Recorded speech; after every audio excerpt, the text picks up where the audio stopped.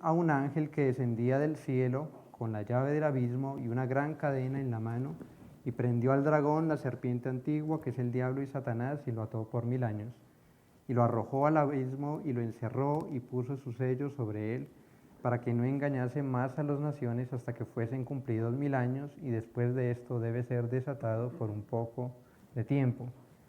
Habíamos visto también que el capítulo anterior, 19, desde el versículo 11, muchos ven ahí este evento como la segunda venida de Cristo. Y el capítulo 21, muchos ven el estado eterno, el inicio de una descripción de lo que es el cielo, algo que sucede después del juicio final. Entonces la primera pregunta, la primera palabra es vi, aunque en realidad es y vi. No sé si alguien tiene otra versión, pero hay también una y vi. Y la primera pregunta que nos surge es, suponiendo, sea lo que sea, si el pasaje anterior, como muchos ven, es la segunda venida de Cristo, ¿es el capítulo 20 algo que sigue cronológicamente al 19? Pregunto. ¿Quién tiene una respuesta a esto? ¿Es algo que sigue cronológicamente? Entonces algunos ven toda esta sección como un contexto de lo que es la segunda venida de Cristo, y muchos ven que por el hecho de estar después, necesariamente tiene que seguir cronológicamente. ¿Sí? Eso es lo que ven muchos. Y por eso ven que el milenio solo puede comenzar después de la segunda venida de Cristo. Eso es como lo ven algunos. Pero ¿es eso cierto? Para eso, realmente de todo lo que he escuchado y leído, no he conocido un argumento que sea totalmente decisivo que diga que efectivamente tiene que ser algo cronológico. Quizás el argumento más cercano es el siguiente. En el capítulo 19, versículo 11, dice, entonces vi. Versículo 17, y vi. Versículo 19, y vi. Capítulo 20, versículo 1, y vi. Versículo 4, y vi. Versículo 11, y vi. 12, y vi. 21, vi. Versículo 2, y yo Juan vi. Entonces ven que esta cláusula y vi demuestra una secuencia cronológica. Ese es como el argumento más o menos. Pero ese argumento no demuestra eso, porque esa cláusula y vi aparece en todo el Apocalipsis más de unas 30 veces y no siempre se usa como una cláusula que indique una continuidad cronológica. Un ejemplo muy claro es el capítulo 15, que dice vi, y en realidad también ahí está y, solo que no, en la Reina Valera no lo traducen. Y ahí aparece una sección que comienza la sección de las copas, ¿verdad? Pero ¿qué dice el capítulo 14, versículo 14? He aquí, miré una nube blanca, sobre la nube uno sentado semejante al Hijo del Hombre, que tenía en la cabeza una corona de oro y en la mano una voz aguda. Y muchos ven una clara referencia a la segunda venida de Cristo aquí. Entonces, ¿cómo puede ser que viene un juicio de las copas después de la venida de Cristo? ¿Sí? ¿O viene este juicio de la condenación de la ramera y todo lo que sigue acá como algo después? Pues no necesariamente. Más bien está hablando de otra visión, ¿sí? La razón de por qué usa la cláusula y vi es porque viene otra visión. Y así hay otros lugares donde no necesariamente la cláusula y vi o y vi demuestra que algo siga cronológicamente a la otra cosa. Además, volviendo al capítulo 20, aquí en el mismo contexto, hay una clara referencia que niega esa posibilidad. En el capítulo 20, versículos 1 al 3, hay una referencia a una atadura de Satanás que dura, ¿cuánto? 1000 años.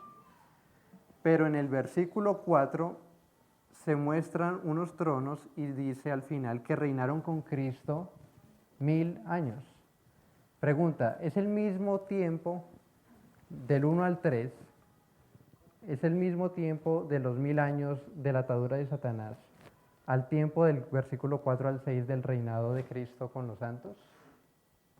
¿Es el mismo tiempo? ¿No? Parece ser que es el mismo tiempo porque en el versículo 7 dice que cuando los 1000 años se cumplan, Satanás será suelto de su prisión y está haciendo referencia no a los anteriores, sino a los primeros.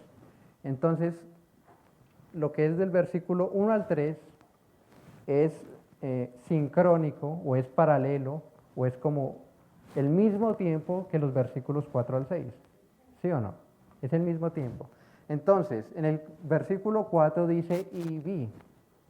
Si esa cláusula indica una continuidad cronológica, quiere decir entonces que primero se ata 1000 años a Satanás y luego otros 1000 años reinaría Cristo con los santos. Por eso, no necesariamente esa cláusula demuestra una continuidad cronológica, sino que ahí ocurre un fenómeno llamado recapitulación. ¿Sí? ¿Recuerdan eso? Una recapitulación es cuando un pasaje posterior repite o reitera uno anterior. Entonces, en este caso, los 1000 años del 4 al 6 repiten o reiteran el mismo periodo de los 1000 años del 1 al 3. Entonces, si aceptamos que acá hay una recapitulación, ¿sí? ¿Por qué no podríamos aceptarlas en el versículo 1, capítulo 20, versículo 1? Entonces, esa pregunta a los premilenialistas no hay hasta el momento una respuesta. Ahora dice que Satanás está atado para que no engañara más a las naciones. Ahora, en el capítulo 19, al final se ve que es destruido la bestia, los reyes de la tierra, versículo 19, sus ejércitos y todos los que los que adoraron a la bestia y a su imagen. Y en el versículo 21, los demás muertos fueron muertos con la espada que salía de la boca del que montaba el caballo. Parece que hay una destrucción total, ¿sí? Una destrucción total. Ahora dice que Satanás está atado para que no engañara más a las naciones. De esta explicación está implícito que cuando esta atadura se produce, todavía hay naciones que pueden ser engañadas. De lo contrario, la atadura sería innecesaria. Pero si todos murieron, entonces ¿a cuáles naciones va a engañar? Y entonces las expresiones del capítulo 19 implican que todo el ser humano opuesto a Dios ha sido por completo exterminado. Entonces, ahí es cuando entra nuestro concepto de la recapitulación. ¿Qué es la recapitulación? Que un pasaje posterior repite o reitera uno anterior. Bueno, ¿y hay ejemplos de recapitulación en Apocalipsis? Sí, por ejemplo, uno muy claro, el capítulo 12. Ustedes recuerdan que sonó la séptima trompeta en el capítulo 11, anunciando, parece ser la destrucción de todos los que destruyen la tierra. Y luego el capítulo 12 que viene, una narración que comienza con el nacimiento de Cristo, versículo 5, ¿no? Dio a luz un hijo varón que regirá con vara de hierro. Claramente el nacimiento de Cristo no fue algo después de la séptima trompeta, ¿no? Sino que vuelve otra vez al principio de la historia. Eso es la recapitulación. Hay otro ejemplo, por ejemplo, en el 16:14, ahí dice que los reyes de la tierra se van a reunir para la batalla de aquel gran día del Dios Todopoderoso. Y en el capítulo 19 se dice en el versículo 19 que vio a la bestia de los reyes de la tierra y sus ejércitos reunidos para guerrear contra el que montaba el caballo. Entonces parece ser que el capítulo 19, versículo 19, repite o reitera lo que dijo el capítulo 16, ¿sí? O lo que ya habíamos visto. El capítulo 14, cuando vemos que Cristo viene en la nube, parece ser la venida de Cristo. Y el capítulo 19, versículo 11, habla de la venida de Cristo, ¿no? Entonces el capítulo 19 repite o reitera algo que ya se había dicho atrás. Entonces no necesariamente algo que está después continúa cronológicamente, sino que puede retornar a situaciones del pasado, ¿ya? Que se habían dicho antes.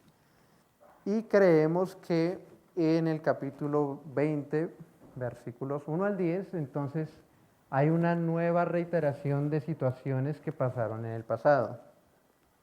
La venida singular de Cristo está asociada con la consumación absoluta de este mundo y no con el comienzo de un régimen provisional, dice un autor llamado Gerardus Voss.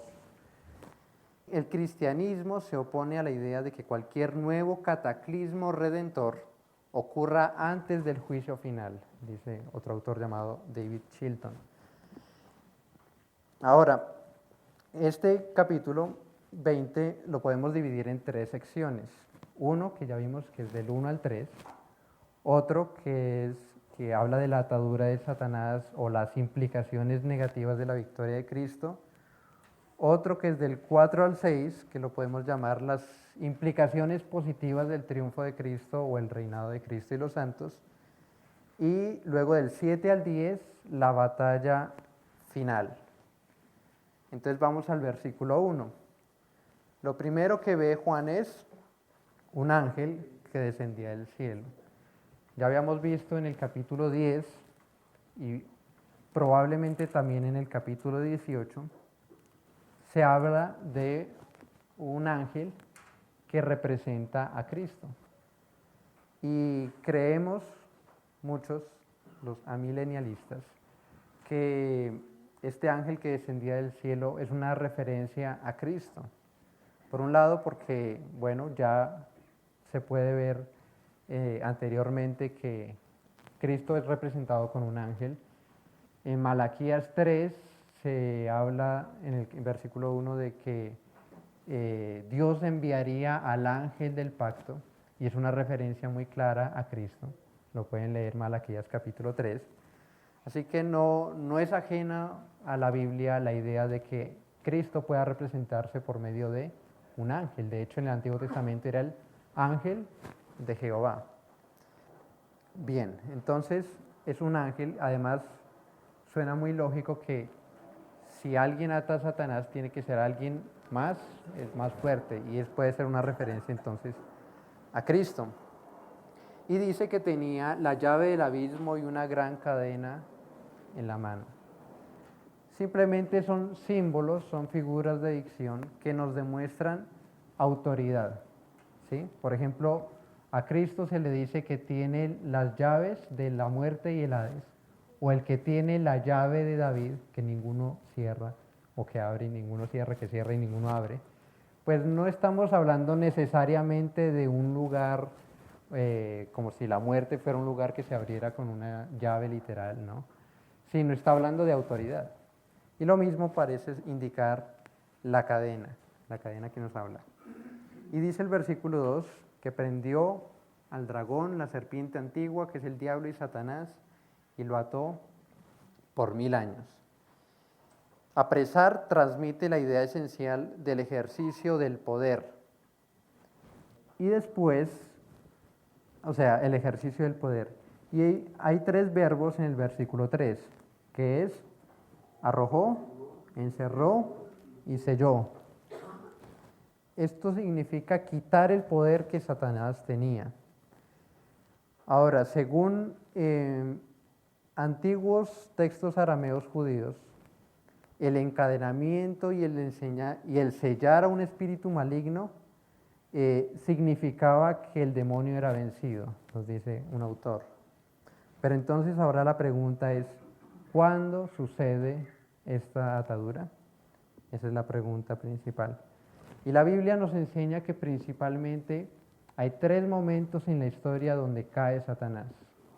La primera es cuando en su rebelión inicial, ¿sí? Cuando cae el cielo y viene la tierra a tentar. La segunda tiene que ver con su primera venida. Y la tercera es la que nos habla el versículo 10, que el diablo que los engañaba fue lanzado al lago de fuego. Entonces hay tres lugares donde nos habla de caída de Satanás. De Jesucristo y en la segunda venida de Jesucristo. Cuando vimos el capítulo 12 vimos una de las consecuencias de la caída de Satanás por haber venido Cristo. Ahora, en Apocalipsis resulta que se nos narra de tres caídas de Satanás. Una es el capítulo 20, otra es el capítulo 12 y otra es el capítulo 9. En el capítulo 9 pues se nos habla de una estrella que cae del cielo a la tierra y se le dio la llave del pozo del abismo. Noten que el lenguaje es muy similar. Y en el capítulo 12 pues se ve que hay una guerra en el cielo entre Miguel y sus ángeles. Y en el versículo 9 dice que fue lanzado fuera el gran dragón y que fue arrojado a la tierra y sus ángeles fueron arrojados con él. Y habíamos visto que es una de las consecuencias de que Cristo había ascendido al cielo, que Satanás perdió su lugar en el cielo como acusador del pueblo de Dios. Entonces, algunos ven que estas tres caídas, capítulo 9, 12 y 20, son caídas diferentes de Satanás, ¿sí? Por un lado, por esa concepción cronológica que tienen del tiempo, y por otro lado, porque cada una de estas narraciones hay diferencias, ¿sí? Hay paralelos porque cae Satanás, pero hay diferencias. Hay algunos, en un lugar dice que cae a la tierra, aquí dice que cae al abismo, y entonces como ven esas diferencias, entonces demuestran que con eso son eventos diferentes.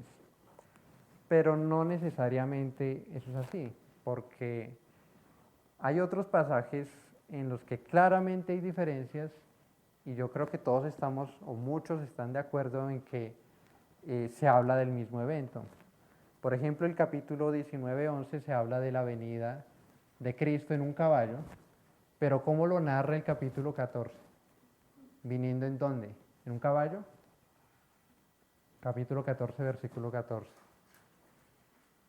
En una nube. Entonces, el hecho de que en uno viene en un caballo y en el otro se habla de que viene en una nube, ¿está hablando de dos eventos diferentes necesariamente? ¿No? ¿Cierto? Hay diferencias, ¿por qué? Porque hay diferentes énfasis. Cuando el hermano Francisco nos hablaba del caballo de blanco en los sellos, nos hacía esta referencia de que en el capítulo 19 hay un ser que viene en un caballo y en el capítulo 1 hay un ser que está con vestiduras blancas y su rostro como el sol. Están descritos de manera diferente, pero por eso necesariamente son dos personas distintas, ¿no es cierto? Asimismo, no creo que las caídas de Satanás sean diferentes eventos, solo que en cada uno de ellos hay un énfasis diferente. Y parece ser que en el capítulo 12 el énfasis tiene que ver de la relación o los efectos de la caída de Satanás en relación con el pueblo de Dios, ¿sí? Porque persigue a la mujer y a su descendencia. Pero acá en el capítulo 20 tiene más bien que ver con relación a las naciones gentiles. Es decir, Cristo vino, ¿sí? Cristo venció a Satanás, Satanás cayó, y entonces, ¿qué pasó con la iglesia? Pues la sigue persiguiendo, pero ya no los acusa en el cielo. Pero ahora, ¿qué tiene que ver ahora con las naciones? Y parece ser el énfasis en el capítulo 20. Bien, entonces eso es para mostrar de que no necesariamente las caídas demuestran eventos diferentes. Ahora seguimos preguntando, ¿no? ¿Cuándo sucedió eso? Ahora, atar. La atadura no necesariamente significa inactividad absoluta. sino más bien una restricción del poder de Satanás por el poder de Cristo. La atadura puede representar una restricción y no necesariamente una total neutralización. Por ejemplo, se emplea este verbo griego, el verbo es deo, con referencia a la captura de Juan el Bautista por parte de Herodes. O sea, Juan fue apresado, atado. El hecho de estar aprisionado no le impidió a Juan dar instrucciones a sus discípulos ni enviarlos a consultar a Jesús. Cuando Jesús llamó a Lázaro fuera de su tumba, éste salió atados los pies y las manos con vendas. Nuevamente es el mismo verbo. De modo que la atadura no fue un obstáculo para que Lázaro saliese de la tumba en respuesta al llamado de Jesús. Otro ejemplo es Romanos 7:2. Dice, la mujer casada esté sujeta, ahí nuevamente es el verbo deo, por ley al marido mientras éste vive. Pero si el marido muere, ella queda libre de la ley que la unía a su marido. Si bien bajo la ley las actividades de las mujeres casadas estaban limitadas, es absurdo pensar que estuviesen impedidas de realizar toda actividad. Aquí Pablo se refiere a una restricción específica, como es la imposibilidad de que una mujer se case con otro hombre en vida de su primer esposo. Los ejemplos precedentes establecen dos puntos importantes, a saber, que deo, atar, no implica una limitación absoluta y que en realidad puede emplearse con referencia a una restricción específica. Ahora, el propósito de esta reclusión no es necesariamente castigar al diablo, sino solo evitar que engañe a las naciones. Su incapacidad de impedir que el mensaje del Evangelio tenga éxito. Cuando se dice que Satanás está atado, creemos que es solamente en un solo sentido, el cual es no engañar a las naciones, a los gentiles. La época de salvación para los gentiles, a partir de que vino Cristo, llegó. El propósito específico del encadenamiento del dragón está en el mismo texto. Mire, usted puede mirar el versículo 8 o versículo 7. Cuando los 1000 años se cumplan, Satanás será suelto de su prisión y saldrá a engañar a las naciones que están en los 4 ángulos de la tierra, a Gog y a Magog, ¿a fin de qué? De reunirlos para la batalla. Esa es la restricción principal por la cual Satanás está atado en este pasaje. El propósito específico del encadenamiento del dragón es evitar que incite a una guerra para poner fin a todas las guerras, la batalla final. Ese es el propósito que el mismo texto nos demuestra por el cual Satanás está atado.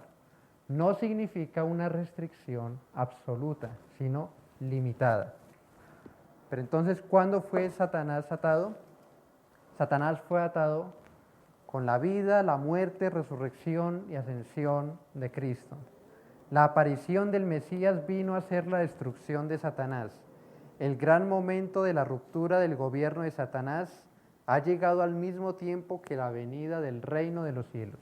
Eso es lo que nos enseña la Biblia desde principio a fin. Y como esto es difícil a veces de aceptar y de demostrar, vayamos a hacer un recorrido en la Biblia acerca de este asunto.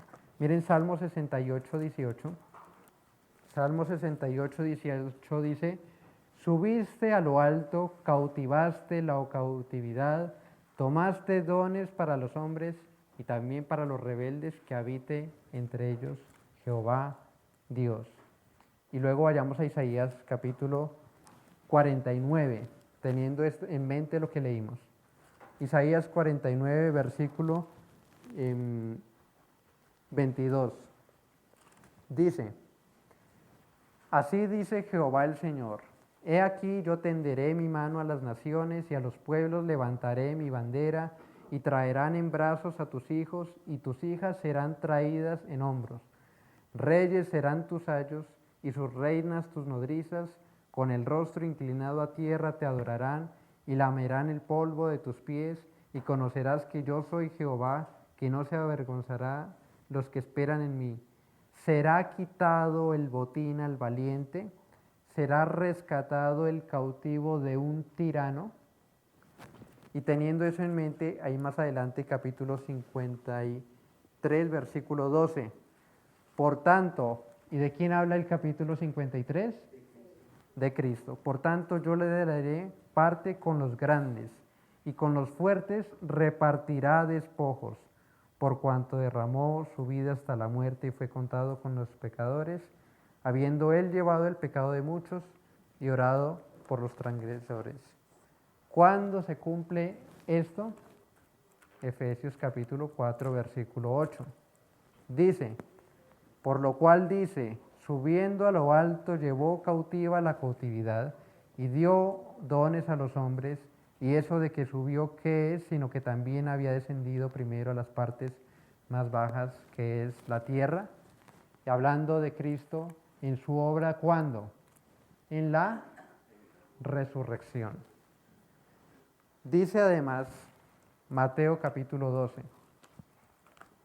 Estamos mirando cómo el Nuevo Testamento apoya este asunto. Capítulo 12, versículos 28, hablando del contexto de que Cristo está liberando a los endemoniados, dice, pero si yo por el Espíritu de Dios echa fuera a los demonios, ciertamente ha llegado a vosotros el reino de Dios. Porque ¿cómo puede alguno entrar en la casa del hombre fuerte? ¿Recuerdan el vocabulario del Antiguo Testamento? Y saquear sus bienes si primero no le ata, y ahí la misma palabra que usa en el capítulo 20, y entonces podrá saquear su casa. En Lucas, estamos paseando por la Biblia, Lucas capítulo 10, y ya lo habíamos hablado, se nos habla de la misión de los 12 que se fueron a predicar el Evangelio, y en el versículo 17 dice que volvieron de los 70 con gozo diciendo que aún los demonios se nos sujetan en tu nombre. ¿Y qué dice Cristo? Yo veía a Satanás caer del cielo como un rayo. He aquí que os doy potestad de hollar serpientes y escorpiones y sobre toda fuerza del enemigo, y no os dañará. Pero no os regocijéis de que los espíritus se os sujetan, sino regocijaos que vuestros nombres están escritos en los cielos. La venida y obra del Mesías es paralela a la caída de Satanás y a la venida del reino. Y esta caída también la vemos en el relato de la tentación. Allí vence Cristo a Satanás obedeciendo. También se dice que las puertas del Hades no prevalecerán contra la iglesia. Se dice que el príncipe de este mundo será juzgado. De hecho, miremos Juan 12, este es otro pasaje muy claro. Juan 12, 31 al 32. Ahora es el juicio de este mundo. Ahora el príncipe de este mundo será echado fuera. La misma palabra de arrojado. Y si yo fuere levantado de la tierra, a todos atraeré mí mismo. La venida del reino, la caída de Satanás en la obra de la cruz. Y hay muchos otros pasajes como el que leía el pastor esta mañana en Colosenses 2, 15, que él despojó a las potestades en la cruz. En Hebreos 2.14 se nos dice que él venció por medio de la muerte al que tenía el imperio de la muerte. En primera de Juan 3.8 dice que para esto ha aparecido el Hijo de Dios, para deshacer las obras del diablo. Y las referencias que vimos en Apocalipsis 9 y Apocalipsis 12 nos demuestran que Satanás fue atado en la vida, muerte, resurrección y ascensión de Cristo. Finalmente, hay algunas objeciones, ¿no? Una objeción tiene que ver con la maldad en el mundo, ¿no? Porque dicen, si Satanás está atado, ¿por qué hay tanta maldad, no? Pero no se olviden que el hombre está totalmente corrompido, está totalmente depravado, y muchas veces tratamos de echarle la culpa a Satanás y a los demonios de lo que hace ¿quién? El hombre, ¿no? Y de hecho se ve en el pentecostalismo, el carismatismo, que en vez de decirle arrepiéntase de este pecado, ¿qué es lo que hacen? Liberación, ¿cierto? ¿Por qué? Porque quieren buscar un responsable que no sea el hombre. Esa es una objeción. Pero otra objeción tiene que ver con la actividad satánica que se mira en la Biblia, ¿no? No dice, por ejemplo, allá en Hechos 5 que Satanás llenó el corazón de Ananías y que en Hechos 13 que le dice Pablo a Jesús que es un hijo del diablo. En 1 Corintios 7 dice que no se nieguen el esposo a la esposa para que Satanás no los tiente por causa de la incontinencia. En 2 Corintios 4 dice que el Dios de este siglo cegó el entendimiento. En 2 Corintios 11 se dice que los sentidos pueden ser extraviados por la serpiente. En 2 Corintios 12 dice que Pablo tenía una espina en la carne y que era considerado como un mensajero de Satanás que lo bofetea. En Efesios capítulo 6 se nos dice que debemos estar listos contra las acechanzas del diablo porque nuestra lucha es contra huestes de maldad, que tenemos que ponernos el escudo de la fe contra los dardos del maligno, que dicen tesalonicenses que Satanás lo estorbó a Pablo de ir a ellos, dice en Santiago 4 que resistid al diablo, y en 1 5 que anda como león rugiente, y en el mismo Apocalipsis se nos habla de que las sinagogas de Satanás, ¿no? Entonces, ¿cómo es que decimos que Satanás está atado? Si miren toda esta actividad satánica. Esa es una objeción muy común, ¿no? Pero hay que entender que, por un lado, muchos de estos pasajes no enseñan tanto a huir a Satanás, sino a resistir precisamente porque ha sido vencido, ¿sí? O sea, hay la promesa de revestirnos con la armadura precisamente porque no nos puede hacer nada con esa armadura, porque Satanás ya es un enemigo vencido. Por otro lado, miremos 2 de Pedro 2.4, que tiene su paralelo en Judas 6, pero miremos solamente 2 de Pedro 2.4. Dice, porque si Dios no perdonó a los ángeles que pecaron, y pregunto, ¿quiénes son los ángeles que pecaron? Los ángeles caídos, sino que arrojándolos al infierno los entregó a prisiones de oscuridad para ser reservados al juicio.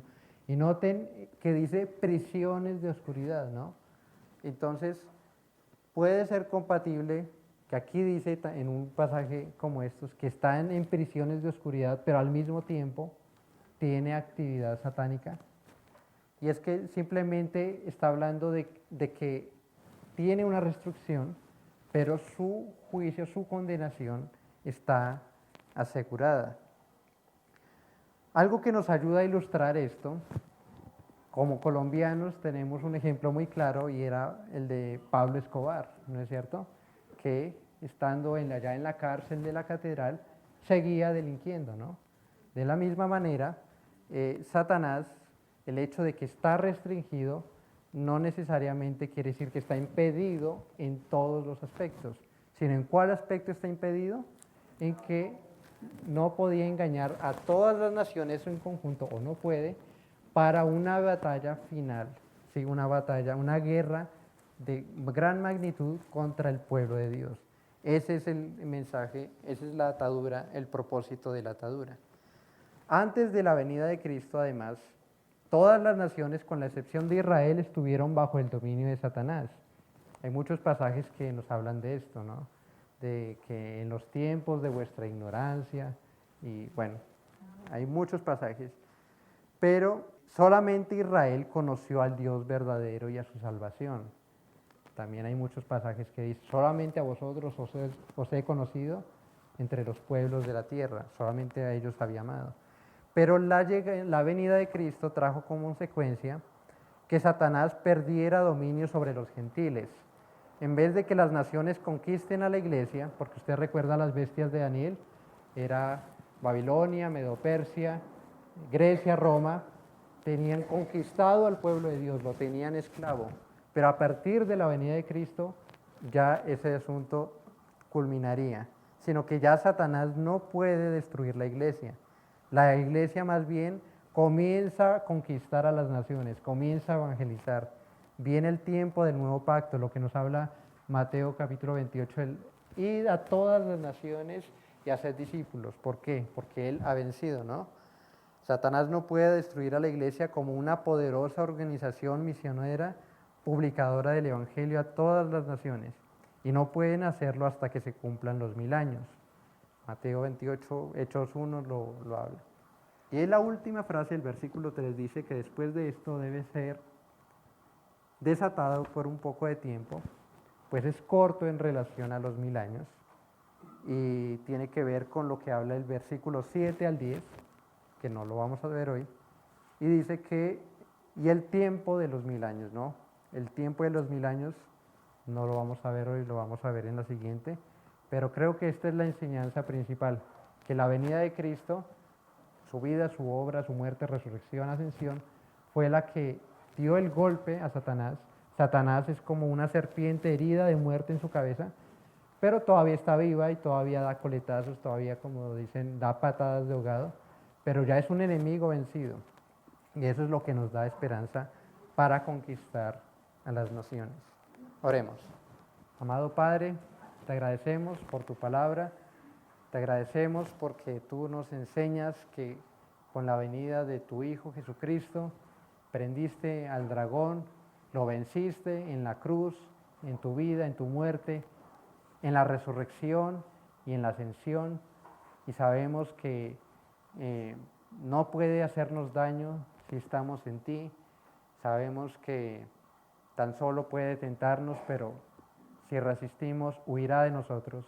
Ayúdanos, Señor, a entender esto para que vivamos confiadamente en que ningún enemigo puede ser vencido por ti, ninguna situación en nuestra vida tampoco, sino que eres el soberano, eres el que vence y nosotros contigo, y que esta sea nuestra esperanza.